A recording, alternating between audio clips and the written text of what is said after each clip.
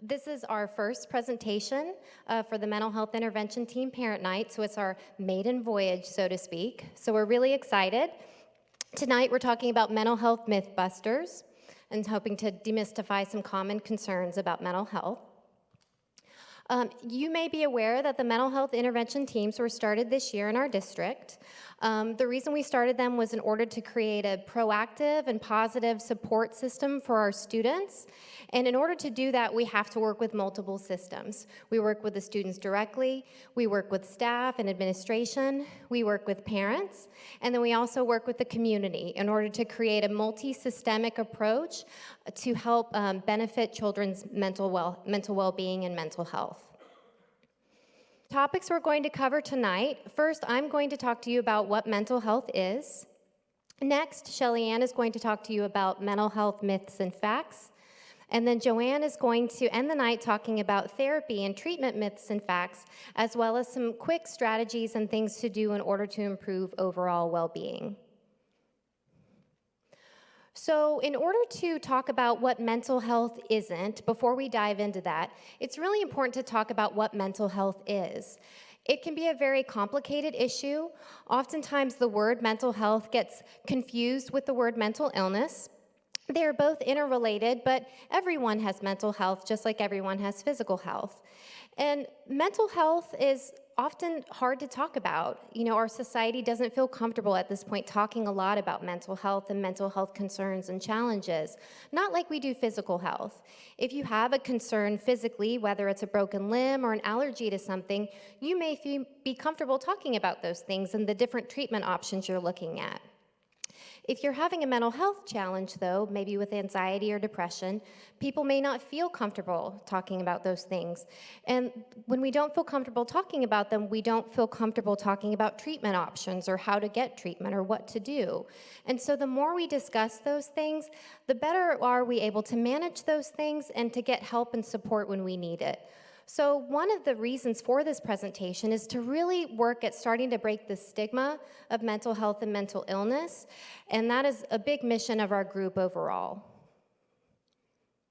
So what is mental health? This is information that's provided by the U.S. Department of Health and Human Services. So mental health is a combination of well-being, emotional well-being, psychological well-being, social well-being. We look at how those impact how you think, feel, and act, and then those further impact how you cope with day-to-day stresses, how you handle stress, relate to others, and make choices. Everyone has mental health, as we discussed before, and mental health is on a continuum. Sometimes your mental health is thriving and you feel that you're doing really well. You feel that you're able to handle day-to-day stresses and things that are going on. And some days, based on what's happened during the day, based on how you physically feel, based on the stressors you're encountering, it may be harder to cope and your mental health may not be in the best shape. And at times, based on things that have happened, and I'll talk about that on the next slide, you may have challenges with mental health illness. And it's important during those times to be able to seek support.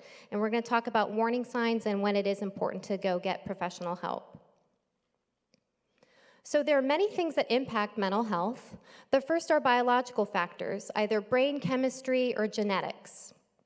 The second is life experiences, stressors and things that you've encountered. It could be trauma, it could be loss or grief, things that have happened to you that have impacted your mental health and well-being.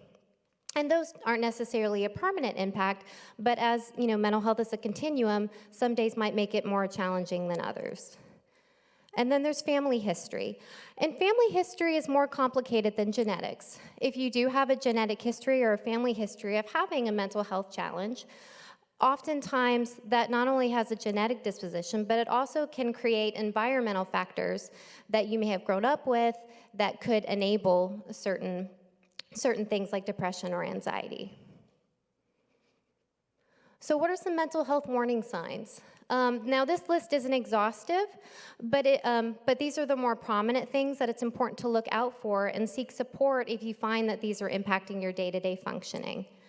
Things like having low to no energy, feeling apathetic or feeling like nothing matters, feeling hopeless or helpless, having severe mood swings, hearing voices, inability to perform daily tasks like work or school, things such as worrying about self-harm.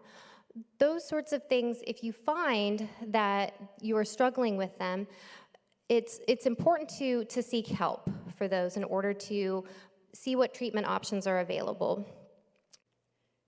The first myth that we are looking at is that children do not experience mental health problems. The fact is that at very young ages, children are beginning to show signs of mental health conditions. But these conditions, they are clinically diagnosable. And if they are treated and they receive the correct help, these children can go on to live productive lives. However, sometimes it goes unnoticed.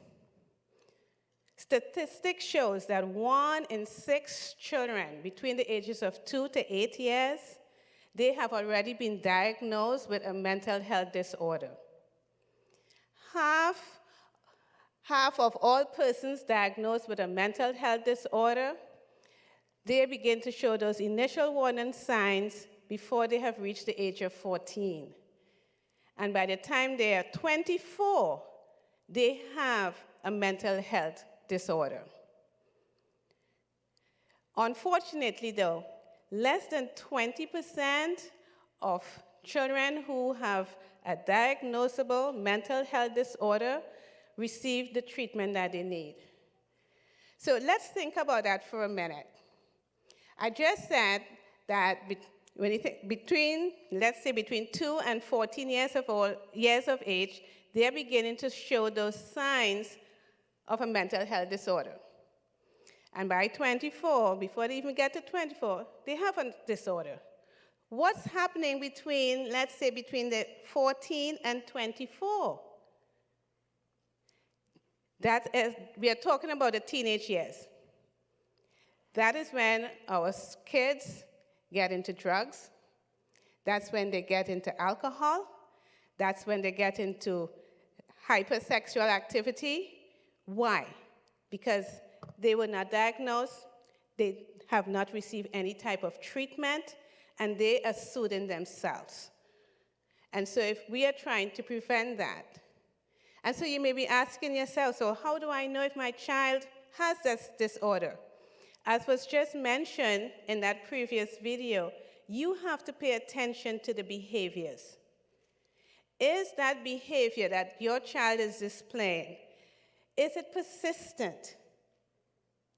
Is it lasting longer than a few weeks? Is that behavior creating distress for the child? Is it creating distress for the family as a whole? Is that behavior impacting that child so much that they cannot function properly on an everyday basis, whether it be at home, at school, or socially with their friends? So we have to be more vigilant because mental health illnesses, they're real. The second through. Myth number 5, having thoughts about self-harm or suicide means that I'm crazy. Actually, if we can actually tell ourselves, maybe I'm crazy, we're actually quite sane, because crazy people don't have those thoughts. When someone is suicidal, when they're having those types of feelings, they are in a place of hopelessness, a place of worthlessness. I want you to do something with me. I want you to close your eyes. Just play along with me for a little bit. Close your eyes. You are in a dark, dark room. No lights. There are obstacles in that room. And the only thing you want to do is to get to a door, because you want to get out. And you're fumbling and stumbling around in this room trying to get out. And then you feel something that feels like a handle, and you turn it and you cannot get out. for most of us, we're beginning to panic. Terror is beginning to take over. So think about it. That's what's going on with someone when they're beginning to experience those suicidal feelings. Their world is just so dark. And unless someone opens that door and a crack of light comes through, they give up. You can open your eyes. Therapy treatment myths stop a lot of people from getting help, and I'm going to break it down so it won't be so scary for you. Psychotherapy, there's one of our first barriers. Okay, I actually had someone say to me, so therapy is for psychos. No, that's not what it's about. That's not where it comes from.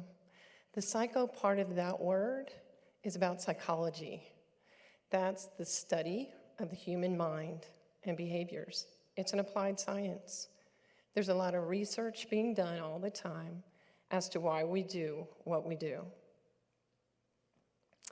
So there's a couple things that come to mind besides the psycho part, but what I'm going to tell you is that it's sometimes used interchangeably with the word counseling or therapy, and at this point, from this point forward, I'm going to refer to it as therapy. The main goal of therapy is to improve your mental well-being. That's the ultimate goal, regardless of what's going on in your life, regardless of your mental diagnoses or psychological diagnoses. Therapy is meant to help you live a better life. So myth number 6, therapy and self-help are a waste of time. Why bother when you can just take a pill? Well, the fact is, everybody's different, and everybody needs different treatments. So yes, is it true that some people need medication? Absolutely. As we talked about earlier, there are hereditary issues, biological issues, environmental issues that absolutely require some folks to take medication. You know, we have chemical imbalances like diabetes, but nobody looks down upon a diabetic. So we want you to consider the psychological issues in the same manner. Sometimes we are lacking a chemical and we are forced to take a medication to balance us. But with saying that, not everybody's going to need medication. Some people need therapy. Some people may need both. It just depends on what's going on with you and your physiological makeup.